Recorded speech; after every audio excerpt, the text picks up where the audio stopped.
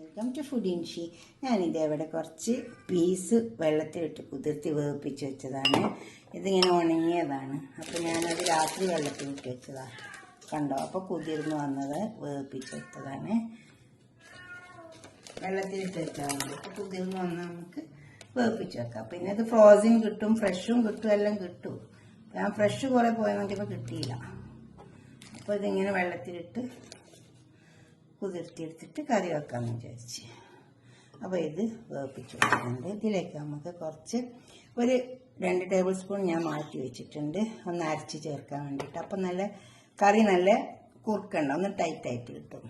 പിന്നെ ഇത് 2 സവാളയുണ്ട്, 1 table spoon കടലമാവുണ്ട്, പിന്നെ പച്ചമുളക് 2 എണ്ണം ഉണ്ട്, കുറച്ച് ഇഞ്ചി വെളുത്തുള്ളി ചതക്കിയെടുത്തതുണ്ട്.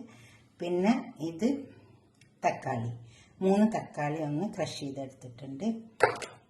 നമുക്കിത് കറി വെക്കാൻ നോക്കാം. ഒരു പാത്രം അടുപ്പത്ത് വെച്ച് നന്നായി ചൂടായി വന്ന് അതിൽ ഓയിൽ ഒഴിച്ചു കൊടുത്തിട്ടുണ്ട്. അപ്പോൾ നമുക്ക് ഇതിലേക്ക് ഈ സവാള അരിഞ്ഞത് ഇട്ട് കൊടുക്കാം. സവാള മൂത്ത് വരട്ടെ.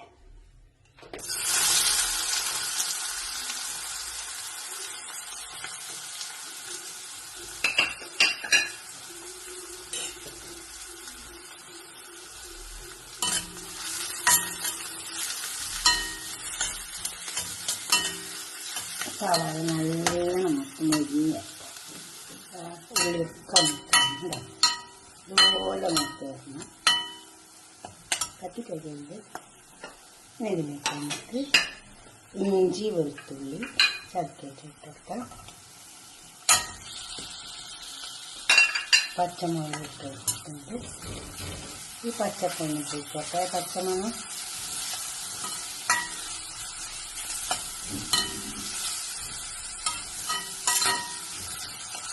പച്ചമണം പോകുന്നവർ നന്നായി ഇറക്കി കൊടുക്കാം.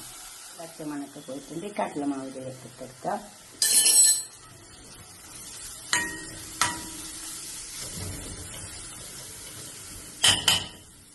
ഇനി തക്കാളി അരച്ചിട്ട്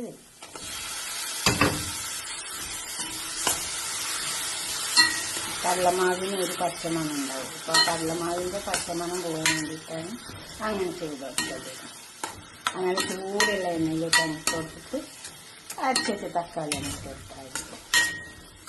ഈ തക്കാളി ഇതിൽ കഴിഞ്ഞിട്ട് ഒന്ന് വെന്തിട്ട് ഇതിലേക്ക് കുറേശ്ശെ മസാലയുടെ ആവശ്യമുണ്ട്. ഉപ്പ് ആവശ്യം പോലെ ഇട്ട് കൊടുത്താൽ മതി.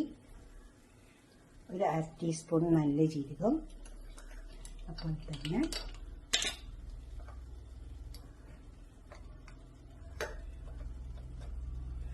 1 ടീസ്പൂൺ മല്ലിപ്പൊടി, 1 ടീസ്പൂൺ ഇട്ടിട്ടുള്ളൂ. 1 ടീസ്പൂൺ മഞ്ഞളുടെ പൊടി, ഒക്കെ 1 ടീസ്പൂണാണ്.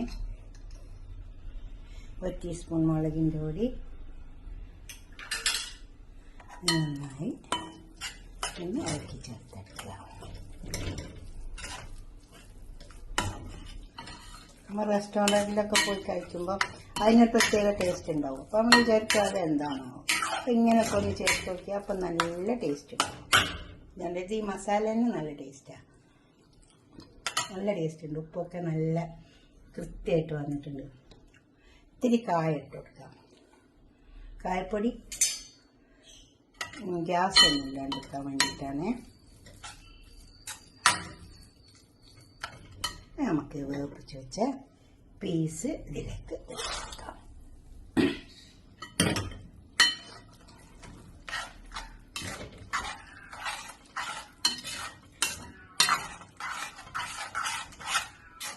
ഇനി ഇതൊന്ന് കുറച്ച് സമയം ഒന്ന് കത്തിച്ച് വെക്കാം. ഈ പീസിൻ്റെ മുകളിൽ മസാലയൊക്കെ പിടിച്ച് നല്ലൊരു ടേസ്റ്റ് വരും. കുറച്ച് വെള്ളം ഒഴിച്ച് കൊടുക്കണം.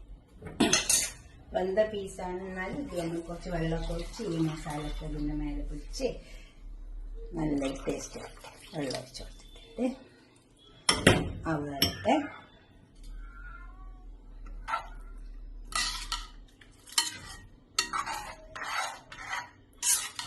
ഈ പീസിലേക്ക് ഈ മസാല ഒക്കെ പിടിക്കട്ടെ. നല്ല നമ്മുടെ കറി ഉണ്ടാവും.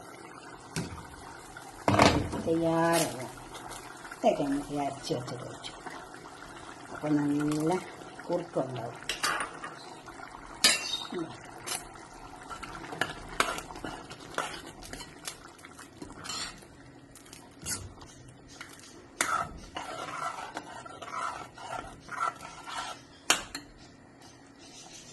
കുറച്ച് മല്ലിയില ഇട്ട് കൊടുക്കാം.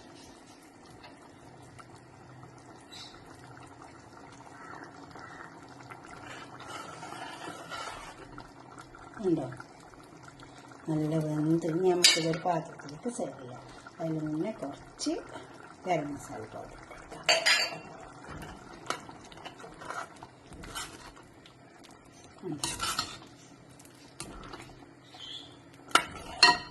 ഉപ്പൊക്കെ വെക്കാം. നല്ല അടിപൊളി കറിയായിട്ടുണ്ട് കേട്ടോ. നമുക്കിതൊരു പാത്രത്തേക്ക് സെർവ് ചെയ്യാം. നല്ല ടേസ്റ്റുള്ള കറിയായിട്ട് വന്നിട്ടുണ്ട് കേട്ടോ. ഇതുപോലെ ഒന്ന് വെച്ച് നോക്കിയ പീസ്. ഇതിപ്പോൾ ഇതുമാതിരി ഫ്രോസൺ പീസും ഒക്കെ എല്ലാം വെക്കട്ടോ. എന്ത് വെച്ചാലും ടേസ്റ്റ് ഉണ്ടാവും. ഫ്രഷ് കിട്ടുകയാണെങ്കിൽ ഫ്രഷും വെക്കാം.